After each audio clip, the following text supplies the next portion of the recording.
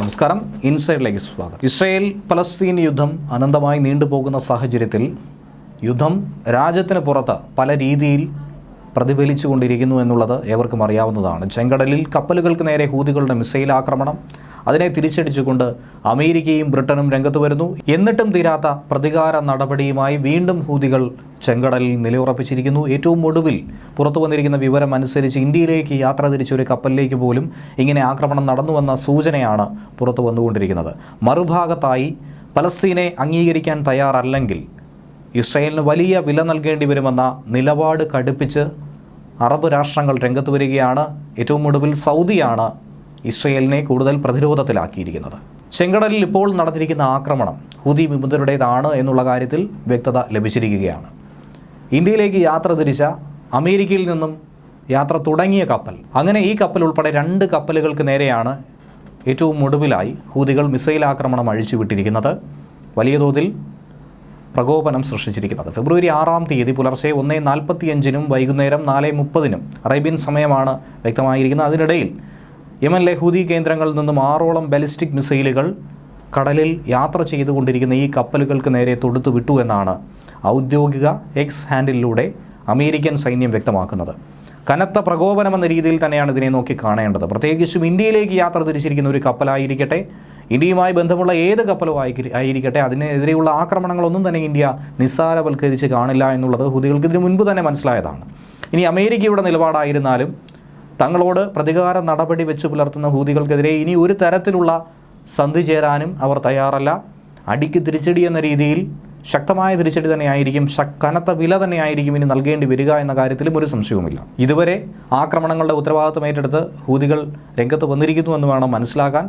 പുലർച്ചെ 3:20 MV star നസിയ എന്ന ചരക്ക് കപ്പലിന് നേരെ ഇങ്ങനെ ഒരു ഭീകരാക്രമണം ഉണ്ടായതായി സ്ഥിരീകരിക്കപ്പെട്ടത്. കപ്പലിനെ സംബന്ധിച്ച് നിസ്സാരമായ കേടുപാടുകളാണ് ഇപ്പോൾ ഈ ആക്രമണത്തിലൂടെ സംഭവിച്ചിരിക്കുന്നത്. വലിയ ഗുരുതരമായ പ്രശ്നങ്ങളൊന്നും തന്നെ ഇല്ല എന്നാണ് വ്യക്തമാകുന്നത്. ആളപായമോ കപ്പലിന് വലിയ കേടുപാടുകളോ സംഭവിച്ചിരുന്നെങ്കിൽ ഇത് കൂടുതൽ ദുസ്സഹമായ രീതിയിൽ കടന്നു പോകുമെന്ന കാര്യത്തിൽ സംശയമില്ല. ഉച്ചയ്ക്ക് 2 മണിയോടെയും 4:30 വീണ്ടും കപ്പലിന് നേരെ ഒരു ആക്രമണം ഉണ്ടായതായി സ്ഥിരീകരിക്കപ്പെട്ടിട്ടുണ്ട്. വലിയ തോതിലുള്ള തകരാറൊന്നും തന്നെ സംഭവിച്ചിട്ടില്ല. ഇപ്പോഴും യാത്ര അതുപോലെ തന്നെ തുടരുന്നുവെന്നാണ് അമേരിക്ക വ്യക്തമാക്കുന്നത്.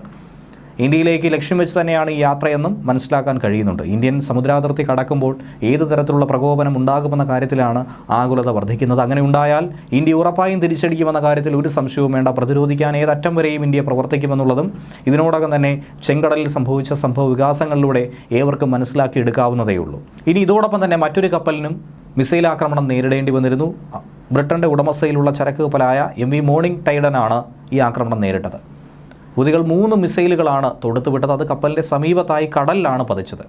കപ്പലിലേക്ക് ഒന്നും തന്നെ പതിച്ചിട്ടില്ല എന്നും കപ്പലിന് യാതൊരു തരത്തിലുള്ള കേടുപാടുകൾ സംഭവിച്ചിട്ടില്ല എന്നും നിലവിൽ മനസ്സിലാക്കാനായി സാധിച്ചിട്ടുണ്ട്. ബ്രിട്ടീഷ് സൈന്യം പറയുന്നതനുസരിച്ച് കപ്പൽ യാത്ര ഇപ്പോഴും തുടരുകയാണ്. കപ്പലിലേക്ക് ഇതുവരെയും മിസൈലുകൾ പതിച്ചിട്ടില്ല, കേടുപാടുകൾ സംഭവിച്ചിട്ടില്ല. കഴിഞ്ഞ ഒക്ടോബർ മാസം മുതലാണ് ചെങ്കടലിൽ നടക്കുന്ന ചരക്ക് കപ്പലുകൾക്കെതിരെ, ചരക്ക് നീക്കങ്ങൾക്കെതിരെ ശക്തമായ ആക്രമണം ആരംഭിച്ചുകൊണ്ട് ഹൂതികൾ രംഗത്ത് വന്നത്. പലസ്തീൻ ഐക്യദാർഢ്യം ഇസ്രായേലിനെതിരെ എന്ന് പറയുന്നെങ്കിൽ പോലും എല്ലാ രാജ്യങ്ങളോടും പ്രതികാര നടപടി എന്ന രീതിയിൽ തന്നെയാണ് ഹൂതികൾ ഈ ആക്രമണം നടത്തുന്നത്. അങ്ങനെ ഐക്യദാർഢ്യം പ്രഖ്യാപിച്ചുകൊണ്ട് തുടങ്ങിയ ആക്രമണം ഇപ്പോൾ എല്ലാ രാജ്യങ്ങളെയും ശത്രുക്കളാക്കിക്കൊണ്ടാണ് അവർ മുന്നോട്ട് പോകുന്നത്.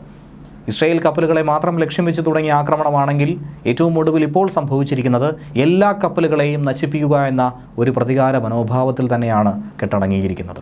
ഇനി മറുഭാഗത്ത് നോക്കുകയാണെങ്കിൽ പലസ്തീനെ അംഗീകരിക്കാൻ, സ്വതന്ത്ര പലസ്തീൻ എന്നത് അംഗീകരിക്കാൻ ഇസ്രായേൽ തയ്യാറല്ലെങ്കിൽ ഒരു തരത്തിലുമുള്ള നയതന്ത്ര ബന്ധം പുലർത്തില്ല എന്നാണ് സൗദി അറേബ്യ കട്ടായം പറഞ്ഞിരിക്കുന്നത്. 1967 അതിർത്തി കരാർ പ്രകാരമുള്ള നീക്കങ്ങൾ ഇസ്രായേൽ പാലിക്കണമെന്നാണ് സൗദി വാശി പിടിക്കുന്നത്. ഇസ്രായേൽ നടത്തുന്ന ആക്രമണങ്ങൾ, ഗാസയിൽ സംഭവിക്കുന്നത് വലിയ മാനുഷിക വിപത്ത് തന്നെയാണ്. അത് ഉടൻ തന്നെ അവസാനിപ്പിക്കണം. കിഴക്കൻ ജെറുസലേം പലസ്തീൻ്റെ തലസ്ഥാനമായി അംഗീകരിക്കണമെന്നാണ് സൗദി വിദേശകാര്യ മന്ത്രാലയം പ്രസ്താവന ഇറക്കി ആവശ്യപ്പെട്ടിരിക്കുന്നത്. ഇസ്രായേൽ സൗദി നയതന്ത്രം സാധാരണ നിലയിലേക്ക് മാറുന്നു എന്ന് അമേരിക്കൻ ദേശീയ സുരക്ഷാ വക്താവ് ജോൺ കിർബി പ്രതികരിച്ചതിന് മറുപടിയായിട്ടാണ് സൗദി ഇത് തുറന്നു പറഞ്ഞിരിക്കുന്നത്. സൗദി ഒരു തരത്തിലും പിന്മാറാൻ തയ്യാറല്ല. ഇതിലൊരു മറുപടി ഉണ്ടാകാതെ, ഇതിന് അന്തിമമായി ഒന്നും തന്നെ കാണാതെ ഒരിക്കലും പിന്നോട്ട് പോകില്ല എന്നുള്ള ശക്തമായ നിലപാട് അവർ വ്യക്തമാക്കുകയാണ്. ഇസ്രായേൽ ഹമാസ് യുദ്ധം രൂക്ഷമായതോടെ സൗദിയുമായി ബന്ധപ്പെട്ടുള്ള നയതന്ത്ര ബന്ധത്തിൽ ഇസ്രയേലിനൊരു വിള്ളൽ വീണിരുന്നു. ഒക്ടോബർ 7-ാം തീയതിയാണ് ഇസ്രയേലിൽ ഹമാസ് ആക്രമണം നടത്തിയത്. 1000-ൽ-അധികം ആളുകൾ കൊല്ലപ്പെട്ടത്. തൊട്ടു പിന്നാലെ IDF തിരിച്ചടി നടത്തിയത്. 4 മാസം കൊണ്ട് ഏകദേശം 30,000-ഓളം ആളുകൾ മരണപ്പെട്ടു എന്നുള്ള വിവരമാണ് ലഭിക്കുന്നത്. അപ്പോഴാണ് സൗദി അറേബ്യയും ശക്തമായ നിലപാട് സ്വീകരിച്ചുകൊണ്ട് ഇപ്പോൾ നിലയുറപ്പിച്ചിരിക്കുന്നത്. ന്യൂസ് ഡെസ്ക് മലയാളി വാർത്ത ഇൻസൈറ്റ്.